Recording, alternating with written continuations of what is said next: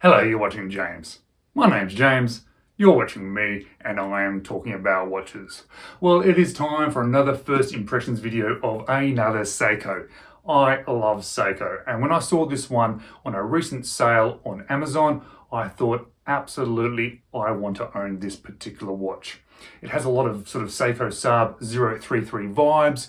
It's not the same watch. There are some very specific differences between the two, but I can absolutely understand why myself and other people have been sort of comparing these watches together.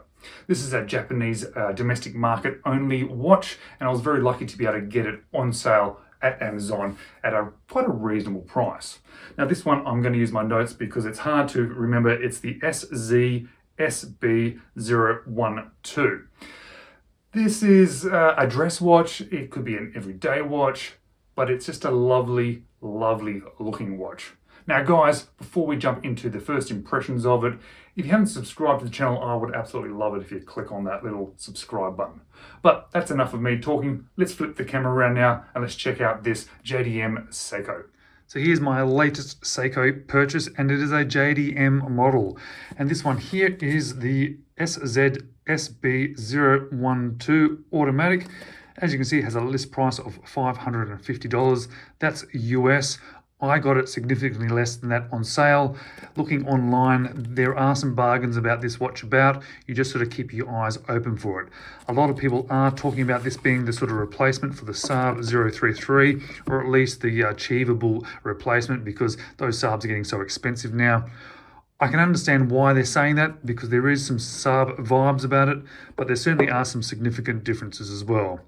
Now, it presents really nicely in the box. I do like these JDM watches. They do tend to come in better boxes, but let's check out this watch in this sort of first impression style video. So the few things I noticed about this watch absolutely straight away is it is a beautiful size. It's just under, or a smidge under 40 millimeters, which with this sort of style of watch, I think is absolutely fantastic.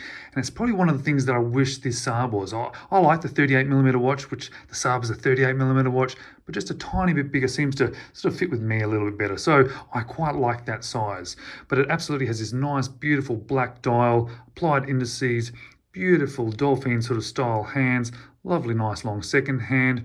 Obviously has a date window there. It has a surround. It does have a sapphire crystal, and it's a domed, single dome sapphire crystal on there. A lot of brushing going on, a little bit of polishing going on. It's a solid bracelet. Does have hollow end links, unfortunately, which is a bit of a shame. As you can see, it does have a milled clasp. And one of these things with these JDM models, I've noticed on the couple that I've had, no micro adjust.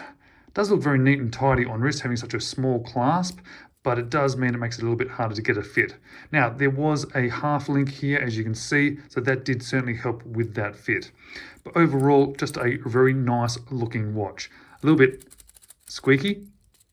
I think that's those end links there. No signing on the crown.